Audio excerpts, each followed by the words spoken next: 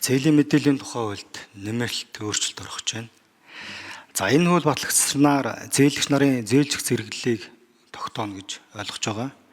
За ингэж зээлжих зэрэглэлийг одоо тогтоосноор зээлийн хүртээмж бодитоогоор хэдэн хувь хэрхэн яаж яг нэмэгдэх вэ? За иргэдэд бол одоо банкны зээлийн хүртээмж муу шаардлага өндөртөөгөөс одоо шалтгаалan банк ус санхүүгийн байгууллага ломбарднуудаас өндөр үетэй зээл авч байгаа. Өрөөс өрөөний оронд за одоо орон байр, хашаа байшингаа ингээд алдах тохиолдлууд маш ихээр гарч байгаа. Тэгээ шүүх рүү явдаг. Энэ нөхцөл байдлыг одоо энэ нэгэнтэн зээлийн мэдээллийн тухай хууль дээр өөрчлөлт орж байгаа. Энэ банк ус санхүүгийн байгууллага энэ ломбардуудыг ямар зохицуулт хийх юм бэ? За дээр нь энэ өдрийн зээл гэдэг нэг айхтар ид байгаа. Зах худалдааны төв дээр мөнгө хүлэлт явагдаж байгаа. За энэ ам байдлаар тохиролцдог. За 7 хоног сарын хугацаатай ингээд зээл яваад за хүүн бол маш өндөр. Тэгэд энийг бол нөгөө зах худалдааны төв дээр байгаа худалдаа эрхлэгчид маань өөрсдөө авч хэрэглэж ингэж маш өндөр өвөг төлж байгаа. Энэ дээр ямар зохицуулт цаашдаа их юм бэ? Онцгойлон анхаарах юм бэ гэж. За цахим зээлийн асуудал бас давхар яригадаад байгаа. Цахим зээлийг одоо мөн одоо бас маш ихээр энэ материал бүрдүүлж энэ залуучууд өөрсдөө маш ихээр авч байгаа. Тэгэд ерөөсөө яг өрнөөс өрний хооронд банкугаас санхүүгийн байгууллагаас авсан өрөө тэр цахим зээлээр ингээл авч нөхсөн ийм хүнд байдалтай байгаа. Тэгэхээр энэ дээр одоо яг бодит шийдвэрүүдийг бас энэ Монгол банкных яг ямар баримталж байгаа вэ? Айгуу тодорхой. Миний асууж байгаа асуулт бол энэ банкны санхүүгийн байгууллага за энэ ломбард байна. За мөн дээр нь энэ өдрийн зээл гэдэг нь ямар зохицуултгүй явж байгаа. Тулсан үед одоо яг л энийг л авч хэрглэж байгаа.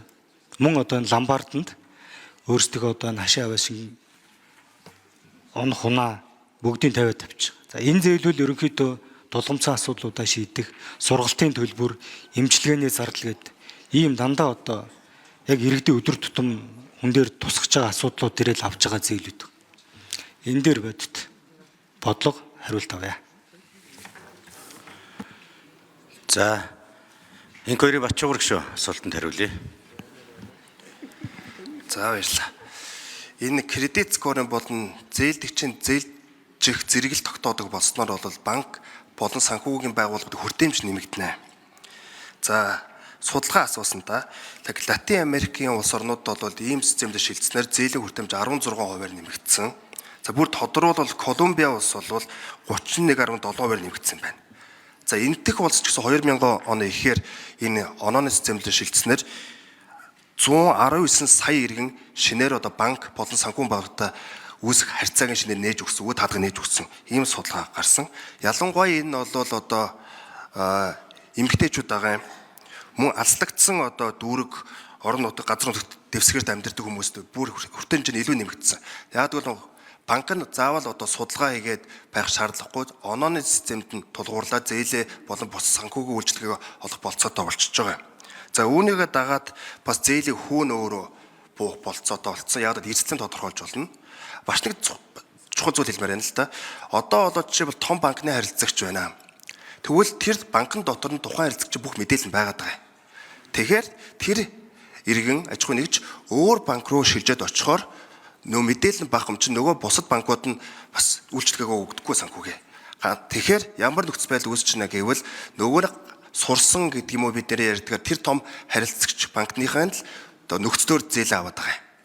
Тэгэхээр энэ онооны системд шилжснээр өөр шин тоглогч болно. Аль бол илүү өрсөлдөөний одоо чадвартай гэх юм уу илүү зөөлөн нөхцөлтөө банк санхүүгийн байгууллагад очоод тэгээд зээл авах болцоо нэгтсэж байгаа. Яг тэгвэл оноо нь тэр иргэний эзлэлийн тодорхойлчихно.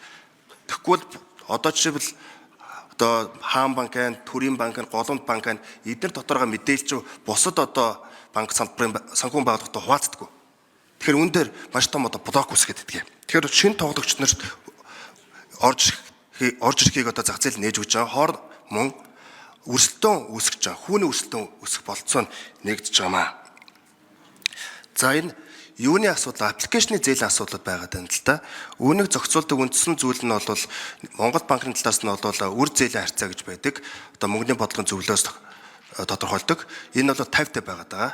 санхүүгийн зохицуулалтын хорооны тэр үзүүлэлт нь бол коэффициент нь бол 60-40 байгаа юм.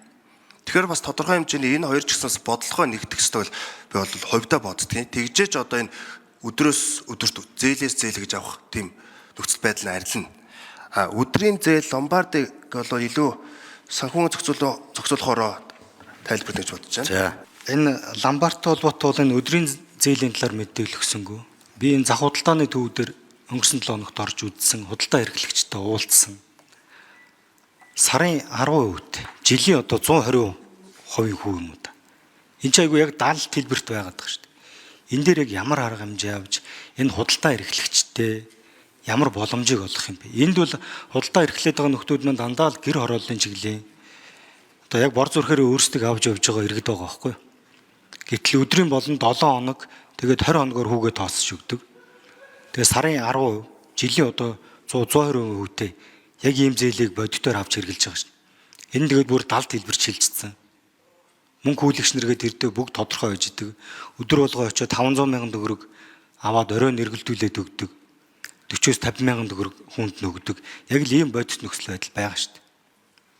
Энэ дээр нэг бодлого гаргад орвитойгон шийдвэр гаргахгүй бол Алтан шаа гишүүн энэ нэг өдрийн зээлтэй холбоотой асуудал ирж байна. Яг энэ дээр бол мэдээж бид хүн өнгөрсөн жил бол хэд хэдэн судалгаа хийгээ явсан. Яг энэ дээр өдрийн зээлтэй холбоотойгоор иргэд бол хэд өндөр хүүтэй зээлийг бусдаас ингээд богино хугацаатай аваад тэрүүгээр санхүүгийн дарамтад ороод байгаа тухайн асуудал бол маш олон жил яригдчихэж байгаа.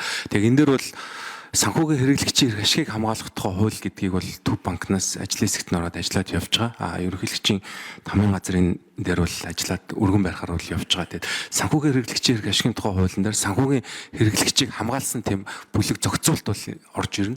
Яг энэ дээр бол энэ өдрийн зээлтэй холбоотойгоор зээлийн одоо хүүний дээд хязгаарыг тогтоосон тийм зохицуултыг бол хийж өгөхөр бол ажиллаж байгаа. Тэр ламбардтай холбоотой дээр бол ламбард гэдэг маань өөрөө тусгай зөвшөөрлөлтөө хуулийн этгээд санхүүгийн зохицуулах хонос зөвшөөрлөө авчиг.